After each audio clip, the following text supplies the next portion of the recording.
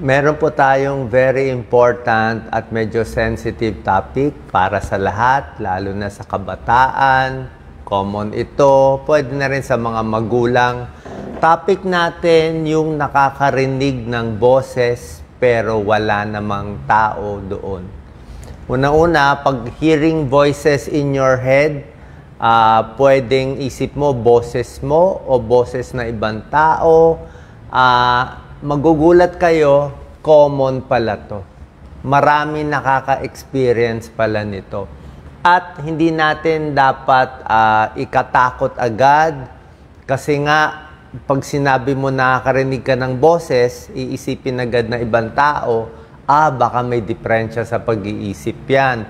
So matatakot yung ibang tao sa'yo. Tapos ikaw naman, magwo-worry ka, uy, ano ba diferensya? Pero common pala, pwede palang normal lang siya. So, papakita ko kailan normal lang to at kailan dapat magpa-check up sa therapist o sa doktor. Okay? Worldwide, 10% ng tao nakakarinig ng boses ng ibang tao. Okay? Pero walang tao doon. Nasa voices in their head lang. Actually, merong ang grupo to. 180 support group sa buong mundo. Hearing Voices Network, support group sila. Diba? Yung iba nga daw, positive naman yung naririnig. So, walang problema. At maraming tao, ito, 3 out of 4, once in their lifetime, baka kung kailan sobra stress, parang may naririnig silang boses. Pwede yun. Kasi yung utak natin, di ba minsan, paano ko ba sasabihin? Di ba minsan pag pinipindot mo yung mata mo, di ba? Tapos parang nakakita ka ng ilaw-ilaw. O parang pag bagong gising ka, nananaginip ka, parang gising ka ba, tulog ka ba, parang may nakikita ka pa, yung pala panaginip o tunay. Kasi nga, nasa brain lang natin yan. Merong visual center, merong auditory center. So minsan, pag merong mga sobrang stress, may mga sakit dito sa utak, pwedeng makarinig ng boses. Okay? Tawag natin dyan, auditory hallucination. Okay?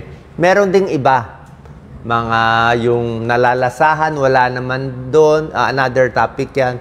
Visual hallucination, nakikita yung mga ibang tao o yung kamag-anak na nawala na pero wala naman doon. That's another topic. Ano tong mga boses na naririnig usually? Usually ito po, ibang tao, hindi ikaw mismo. Kasi kung ikaw mismo, baka isip ka lang na isip, di ba? Narinig mo lang yung boses mo, di ba? Normal naman yun eh. Pero pag ibang tao, pwedeng friend or parang enemy. Okay? Minsan, maganda sasabihin sa'yo at minsan, magsasabi ng masama.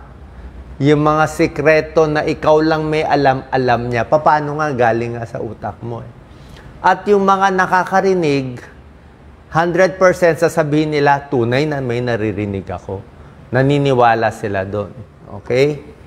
Pwede rin naman, in a rare instance, malay mo, spiritual guidance, hindi natin masabi. Sa Biblia, puro ganon, di ba? Pero rare naman yon. Okay? Ngayon, delikado lang to, kung yung boses ay sinasabihan ka gumawa ng masama, dapat lalabanan mo. Doon lang tayo magkaka-issue. Parang, huwain mo yan, kaway mo, o suntukin mo yan. O pag gano'n na, sabihin mo, no. Okay? Pero research suggests 10% ng tao merong auditory hallucination. Iba itong naririnig na wala doon sa intrusive thoughts. Marami sa atin ngayon sa social media, sobrang stress. May intrusive thoughts. Let's say, hiniwalayan ka ng boyfriend mo, di ba? Ulit ng ulit. Di ba? Ulit ng ulit. Inis na inis ka o inaway ka ng kaibigan mo. Yung ginawa niyo sa'yo, paulit-ulit. Ibang usapan yun. Talagang ikaw yan na, di ba? Na nainis ka, paulit-ulit, replay ng replay. Iba yan. Ito normal to. Intrusive thoughts ikaw mismo yan Di ba? Pero pag ibang boses ng ibang tao, yun ang auditory hallucination. Okay? Ayon sa mga research, di ba, oras na may ganito, kahit nga payo nga sa mga therapist, psychiatrist, huwag agad sasabihin na may diferensya sa pag-iisip yung tao. Huwag sabihin agad na schizophrenia or psychosis. Possible yon, pero hindi lahat ganon. Maraming hindi ganoon. Usually, yung boses dahan-dahan nag-uumpisa, dumadami, minsan tumatagal, minsan may trigger. May trigger kung kailan ka stress, kung kailan ka puyat, doon Ito, may picture, ayan. Ano ang mga normal cause nitong hearing voices? Normal, na pag nawala yung mahal mo sa buhay, yan, talagang sobrang stress. Asawa mo, magulang mo, parang naririnig mo pa minsan. Diba? Malay natin tunay. Hindi mo masabi, diba? You're grieving, pwede. Head injury, nasuntok. Sobra-sobrang stress, pwede yan. Sobra-sobra stress, may auditory, visual, common yan. Substance abuse, common yan, ha? Sa shabu, sa cocaine, very common yan. Talaga nakakarinig sila. Kasama yun sa epekto ng droga. Alak. Uminom ng alak, withdrawal, nanginginig, nanggahanap ng alak, common din makarinig. So ito, may cause talaga yan. Pag inayos mo to, pag nakalipas na, matagal na nawala yung loved one, nasanay ka na, naka-move on ka na, mawawala din. Kulang sa tulog. Okay? Puyat na puyat. Diba? Hindi mo alam, gising ka ba? Tulog ka ba? Oh, pwede rin yan. Post-traumatic stress disorder. Common.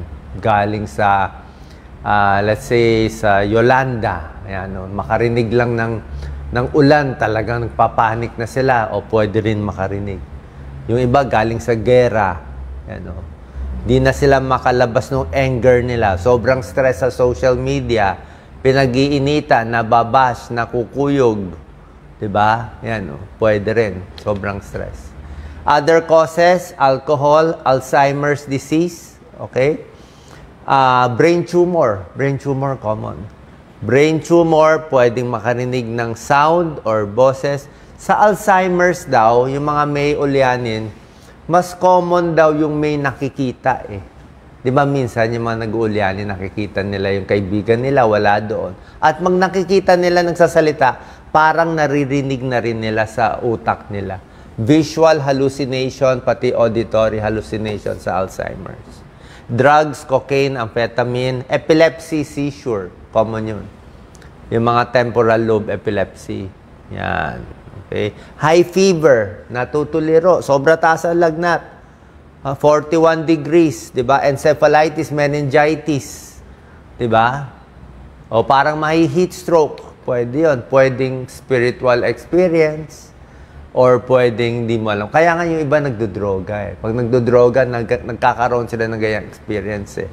Minsan sa gabi naririnig puyat, nilalagnat, stress, namatayan, gutom, sobrang gutom, or pwedeng may mental illness. Papasok tayo doon mamaya. Migraine, Parkinson's disease, hypothyroid, mababa thyroid, at merong ang mental illness. Okay? Sa mental health problem, maraming klase. Pwede naman kasi anxiety and depression lang. Pwedeng sobrang anxiety, sobrang depression, pwede rin. Parang naririnig. Okay? At pwede rin naman yung tinatawag na mental health disorder, talaga mental illness na schizophrenia. Actually, wala namang masama sa schizophrenia. Talagang meron lang tao, kulang ng isang chemical sa utak, naging, parang yung iba may diabetes, may sakit sa puso. Merong iba may schizophrenia. Marami ako nakitang pasyente nun. Schizophrenia, basta nabigyan ng gamot, okay na naman sila. Pag nabigyan ng gamot, nawawala na yung mga boses, okay na, mabait na, masunuring bata na. Diba? Wala namang kaso doon. Diba? Pero, pag ganito ang possibilities, papacheck tayo sa psychiatrist. Pero bago natin isipin to, marami rin namang possibilities. Okay? Kailan tayo magpapacheck up sa doktor? Okay? Kung hindi naman nakaka-bother sa inyo, lalo na sa mga kabataan, baka merong mga bata nakikinig sa akin, mga teenager, common din daw to. Bullying. Pag nabubuli ka sa school, pwede ka parang kaka-imagine mo. O sa depression kasi merong tinatawag na symptom na feelings of unreality eh. Ako naka-experience ako noon eh. Feelings of unreality, parang wala ka sa mundo, wala ka sa sarili. Parang yung katawan mo umaandar, pero yung parang pinapanood mo lang sarili mo. Parang pinapanood mo lang sarili mo. Okay? A few people can relate, kaya excited ako sa topic na to kasi nakita ko, life-saving siya eh. Baka may matulungan. Kasi nakakatakot to, hindi mo rin makwento sa ibang tao, baka pagtawanan ka, anong gawin sa'yo, di ba? So, kailan lang siya concerning na kailangan papacheck tayo? Usually sa psychiatrist eh. Muna. Di ba? Kung sasabihin niya, wala, na-stress ka lang, napuyat ka lang, di okay. Di ba? Kung feeling mo wala ka na sa realidad, kung hindi ka na makatrabaho, hindi ka na makapasok sa school, hindi ka na makatrabaho, meron ka bang ibang sintomas or kung masama ang sinasabi. Okay? Kung sasabihin, saktan mo yung kaibigan mo, ay ibang usapan na yon, di ba? Kailangan kokontrahin mo yan na yan. May tips yan. Okay? At syempre, kung nawawala na yung parang self-worth mo, nawawala na yung confidence mo na iistorbo ka na dito. Anong mga magagawa? Pwede ka sumulat ng journal. Kung di mo masabi sa ibang tao, sulat mo. Tingnan mo, kailan ba na-trigger? Meron ba ako inisip? Meron ba ako inaway? Meron ba nangyari? Napahiya ba ako sa school? Yan. Ikwento sa isang close friend. Okay din. Ito daw ang technique turo ng ibang researcher. Ewan ko lang kung it will work or not. Okay? Pwede rin kasi i-accept lang. May tao talagang part of their life. Kaya meron akong pinakitang support group. Mag-search kayo online. Merong mga hearing voices support group. Pwede mo i-accept. Talagang meron yan. Minsan meron, minsan wala. Diba? Parang minsan, maraming movies tungkol dito eh. Maraming movies yung parang minsan meron, minsan mawawala na. Diba? May two choices kayo. First, pwede hindi pansinin yung boses. Okay? Kung wala namang important, parang wala lang, trabaho ka lang. Diba? Distract mo lang sarili mo, trabaho ka, makinig ka ng music. Or, kung masama na sinasabi, pwede mo daw i-kontrahin. Ayan, no? Pag may naririnig ka na sinabi, gawin to, sabihin mo, ay hindi. Speak calmly and compassionately. Okay? Pag merong maling sinasabi, sabihin mo, okay, naririnig kita, pero gagawin ko muna yung trabaho ko. Diba? Hindi ako paig dyan. Mali yan. Masama yan. Bawal yan. Diba? Ipilit mo. Actually, lahat naman ng sakit ganun eh. Parang, kung nahihilo ka, matutumba ka, pilit mo, hindi, mawawala yung vertigo. Ilalaban mo. Lalaban mo sa depression, sa iba, kung ano man. Ilaban mo. No, hanap tayo ng kaibigan, gawin natin ang tama. Yan ang battle. Some ways, avoid alcohol, meditation, new hobbies. Yan. Ito, mag-relax, balanced diet, syempre. Physical activity, matulog ng mahaba, tulog ng tulog, kasi umatake kung puyat. Actually, bagay ito sa lahat to eh. How to be happy. Spend time with loved ones. Kausap kaibigan. Social events, sama sa mga event. Diba? Pumunta ka sa mga creative, gawa ng art, gawa ng music, sulat, journal, watching movies, pwede naman. Hobbies, activities, gusto mo maglaro ng video game, okay lang. Actually, maganda video game sa mga may anxiety and may depression. Eh. Music, relaxing sound, pwede yan. Audiobooks, meron mga nada-download ng mga podcast. Diba? So, maraming tubig inumin, huwag papaka-dehydrate, regular meals, tuloy-tuloy exercise para busy ka, talk with friends, ask for help, prioritize sleep, at syempre mag-schedule ng time para sa'yo. At mas maganda rin, meron tayo sariling goal na maganda para alam natin. Basta may mission. Kailangan kasi lahat ng tao may goal eh. Pag wala ng goal, boring na. Kailangan yung goal nyo a little higher. Gagawin ko to, itong project na to for the year, para marami tayong, para meron kang mission, meron kang silbi sa pagtulog, pagkising, pagkita ng pera. Oo, kailangan mo ng pera, pero para saan yung pera? Pag meron ka na sapat sa sarili mo, kailangan meron ka rin itutulong sa iba kasi doon ka lang magiging masaya eh.